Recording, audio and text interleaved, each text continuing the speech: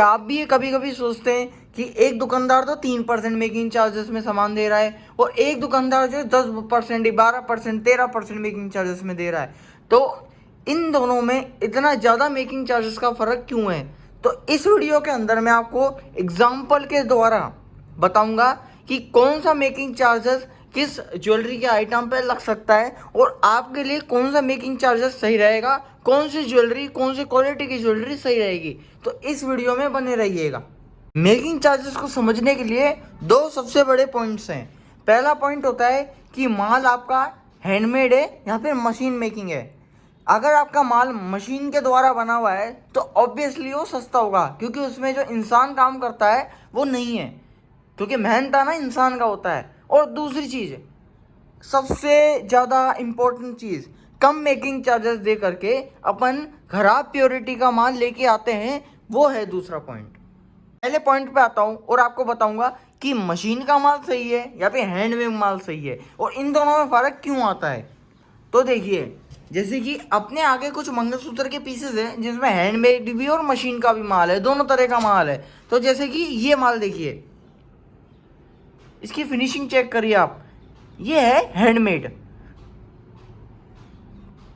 इसमें हैंडमेड इसलिए क्योंकि एक एक, जैसे कि आप जो भी इस डिज़ाइन के अंदर चेक कर सकते हैं, जैसे कि समझ लो बॉल्स लगी है और ये डिज़ाइन रखा है, ये नीचे का डिज़ाइन लगा है, सब कुछ जो भी इसमें डिज़ाइन लगा है वो हाथ के द्वारा बनाया गया है, इसके छोटे छोटे पीसेस को जोड़ करके। और इसका ही दूसरा एग्जाम्पल मैं आपको बताता हूँ, मशीन का माल। मशीन का माल चेक करिए, मशीन का माल देखिए, आपको खुद को लग रहा होगा इतना पतला पतला सा, इतना चपटा टाइप का ही देखिए, और आपको वीडियो के अंदर पता लग रहा है नहीं पता लग रहा है मुझे समझ नहीं आ रहा है, लेकिन आप इसको जब हाथ में लोगे तो मशीन का माल ऐसा है, मैं इसको यूं प्रेस करूंगा तो इसे दो टुकड़े हो जाएंगे। लेकिन एक तरफ अपने हैंडमेड माल, ये हैंडमेड माल है, इसको आप देखिए, इतना ही जोर लगा सकते हैं। कहीं कोई लोग कोई कमेंट करेंगे वीडियोस के अंदर कि इसमें जोर तो आप लगा ही नहीं रहे।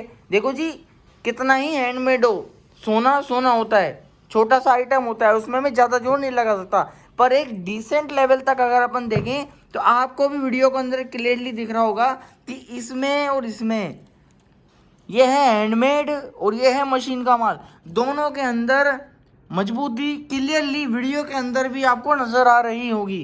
तो सबसे बड़ी चीज़ ये होती है, अगर आपको मजबूत सामान लेना है और दिखने में फिनिशिंग का भी बहुत फ़र्क पड़ता है। एक तरफ हैंडमेड ये देखिए और एक तरफ मशीन का ये देखिए।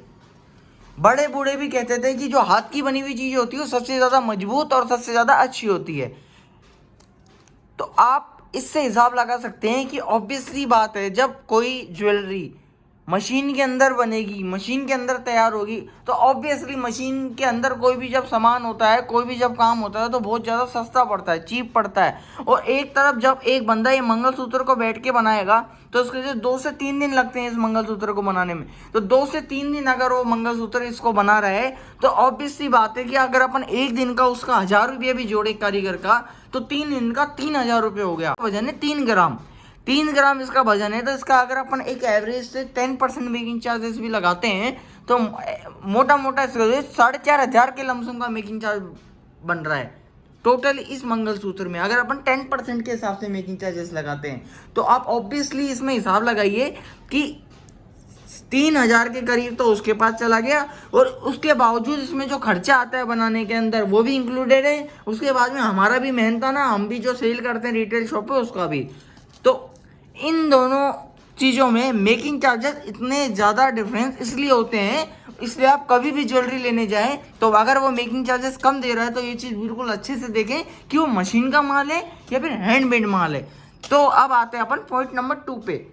पॉइंट नंबर 2 ये कहता है कि कोई सपोज करो कि जैसे कि मैंने आपको एग्जांपल दिया कि ये मंगलसूत्र 3% मेकिंग चार्जेस हो या 10% मेकिंग चार्जेस हो, इसमें मशीन का और बिना मशीन के माल का भी फर्क होता है मेकिंग चार्जेस के ऊपर। तो इसमें बहुत बड़ा कारण ये आता है कि अपन एक तरफ जो है 3% मेकिंग चार्जेस में ज्वेलरी लेके आ रहे हैं, लेकिन बाद में अपन उसको चेक कर रहे हैं, अपनी कभी आपदा आई तो अपन ने उसको चेक करवाया सेल करने के लिए, तो उसके अंदर मात्र 80% सोना निकला, 70% सोना निकला, 85% सोना निकला। तो ये आपका डायरेक्ट लॉस है। मतलब आप सोचिए, आपने 10% की बजाय 3% में मान लिया, अपना 7% मेकिंग चार्जेस बचा लिया, उस टाइम आप खुश हो गए। लेकिन जब आप बेचने गए तो 91% के बजाय आपको 80% का माल मिला, यानी कि 11-15% आपका वैसे ही डुबत खाते में गया। तो कभी भी आप माल लेने जाए कोशिश करें कि हैंडमेड माल लें, और उसके साथ ही साथ उसके ऊपर हॉलमार्क, HUID दोनों की मोहर चेक करें। तो इसी तरह की नॉलेजेबल वीडियोस देखने के लिए हमारे चैनल को सब्सक्राइब करें और हमारे वीडियोस को लाइक करें। तो मिलते हैं एक नई वीडियो में, बाय।